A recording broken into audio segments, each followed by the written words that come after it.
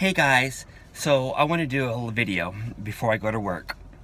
Now, at the end of this scenario that I'm about to give, I'm going to be discussing one of the current governing body members of Jehovah's Witnesses, named Anthony Morris III. But first, let me give you my scenario, which is all going to tie in as one. So, in only less than 3 months from now, in year 2019, in October, I'll be reaching my 15th year since I left the Watchtower organization. But suppose I never left. I was born and raised as one of Jehovah's Witnesses for nearly 28 years of my life. So say 15 years ago, I never left. And suppose I stayed in my local Bethany congregation, the congregation I pretty much grew up in since the 1970s, where my aunt and my cousin Michael grew up in. And suppose within another year, in year 2005, I once again became a pioneer. And by year 2006, I got appointed as a regular pioneer. Now, back when I used to be a regular auxiliary pioneer, I used to work sometimes over 90 hours a month in field service. Think about that. So as I was saying, I then became a regular pioneer once again, year 2006, year 2007. And then by year 2010, I got appointed as a ministerial servant. And sure enough, within the very next year, year 2011, I did my very first Sunday public talk at my own congregation. And then by the next year, year 2012, I did my first public talk at another congregation. I'm a real good speaker. So we'll say that as staying in the Watchtower's organization, I became very liked. All the brothers and sisters loved me in my local congregation, which of course now in year 2019, almost all the Jehovah's Witnesses I grew up in are either dead or they're no longer Jehovah's Witnesses. So say by year 2013, I was just so liked in the Bethany congregation. Everyone loved me. I was outgoing. I've been a regular pioneer for many years now. I did public talks. I read at the Watchtower meetings. I did, of course, public prayers, opening and closing prayers. Everyone looked up to me. But now, finally, years go by, and it's now year 2019. And of course, we're now just turned August the 1st, which that it is today. Today is August the 1st, year 2019. And, in real life, I am now 42 years old. So today, I had a long day. Today I'm working 10 and a half hours. 10 hours and 26 minutes. So say I did that run today. And when I was done, it was a long, hectic day.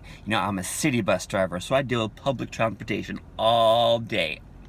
So as an active, baptized Jehovah's Witness of more than 42 years of my life, who is a regular pioneer, a ministerial servant, does public prayers, does public sermons, or what they like to call it, public meetings, everything looks up to me. Today, after work, when I get done around 2100 hours, which is like 9 o'clock tonight,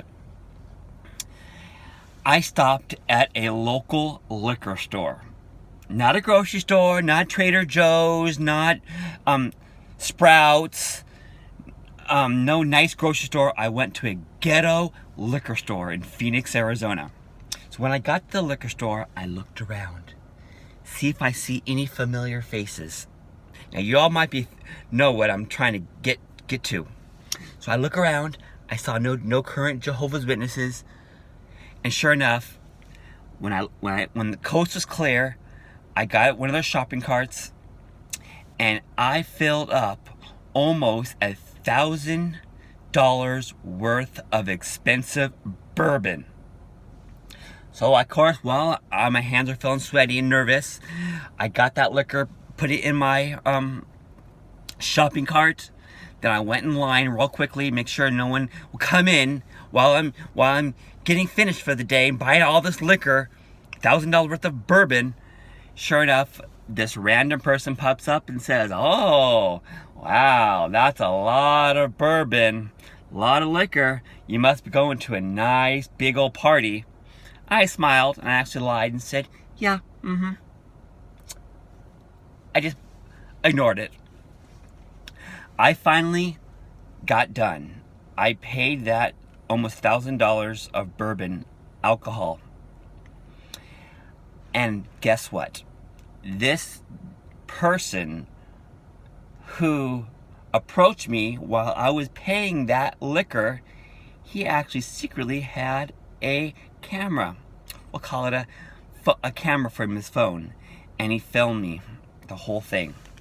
I will say this person is a relative who's a Jehovah's Witness. So he showed this little video, and we'll just say this person knew I was an active Jehovah's Witness, a pioneer, regular pioneer, and that I was a ministerial servant. So he shows it to his relative who's a Jehovah's Witness. Now the very next meeting, which would be today actually, but we'll just say today's not Thursday. Pretend our regular meeting is tomorrow, Friday. So I go to my meeting tomorrow. I'm all loved. Everyone loves me. "Oh, Brother Hernandez, welcome." And one of the elders pulls me aside and he says, "Yes, Victor, can the elders and I talk to you privately after the meeting is over?" So I smiled and said, "Sure. I'm outgoing. I'm thinking it's not big of a thing." And so, oh yeah, and then of course the elders also told me, because that day I was supposed to do a part of the meeting, and the elders said, "Oh yeah, Brother Hernandez, I know you have a part today, but I just want to let you know, Brother so-and-so is going to do your part today." So I'm like, okay, whatever.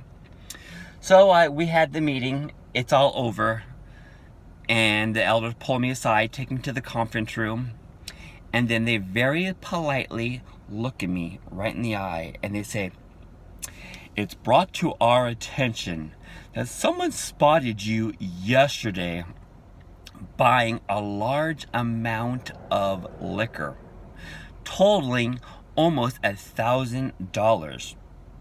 Is this true?" And I looked at them and I go, I start stuttering, and, "Well, yeah, I did buy some alcohol, but you know what, I am over 21, I'm over 40 for that matter, and then sure enough, the elder pops up their phone, and there's me, and they show me the video. So I got red-handed. So of course, I looked at them and said, "But brothers, I'm old enough to buy alcohol. It shouldn't matter, how much or what it is." The brothers look at me and they say, "Brother Hernandez, what in the world would you need to buy almost $1,000 of liquor?" I did I just want to have it for the future. The elders, of course, didn't listen to me. They rolled their eyes and they say, "I'm sorry, Brother Hernandez. We're gonna have to discipline you. We're gonna, you can no longer be a ministerial servant. You know what, you can't be a pioneer anymore." And all of a sudden, one of the elders whispers quietly to himself, "You know what?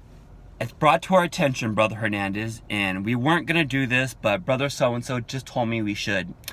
We're going to disfellowship you. Case is over."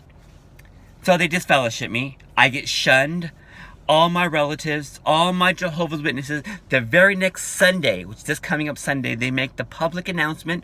"We have an announcement that Brother Victor Manuel Hernandez Jr.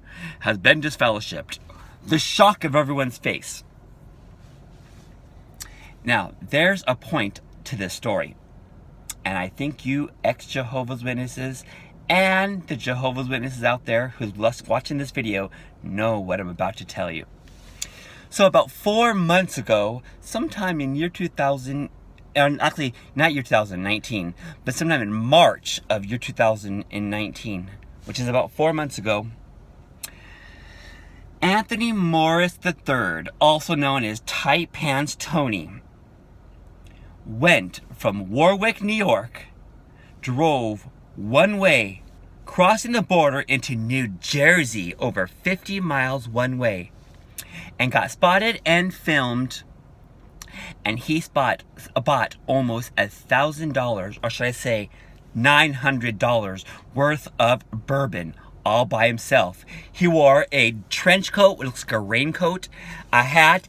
It was obvious he was in disguise.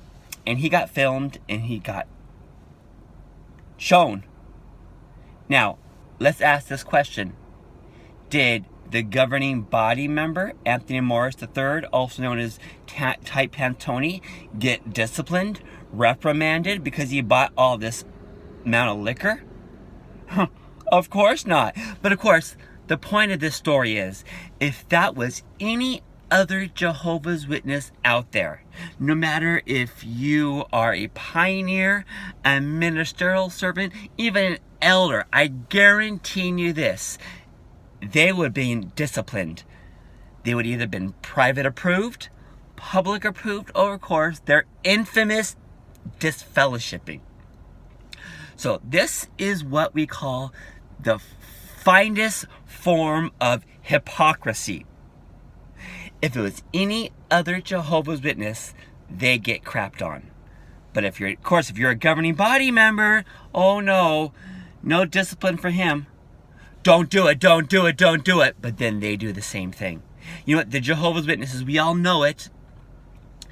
They publish Watchtower articles, Watchtower literature. They do public talks. They do, when you go to their assemblies, on talking about alcoholism. And there is scriptures in the Bible very clearly. I agree. I'm not an alcoholic. About alcoholism. So, my point of all this is what a crock of crap this Watchtower really is. They want to preach and talk about the truth, but what would they do to people? So I hope you enjoyed this video. I got to go back to work now, working a long 10.5 hours in real life. So I hope you enjoyed this video, and think about it, Jehovah's Witnesses. You're not the truth. Just remember, I'm going to talk a lot about this scripture. Deuteronomy 18 verse 20 and 21. I'm not going to talk about it or read it to you. Look it up, Jehovah's Witnesses. It says it all. Okay, have a good day. Bye.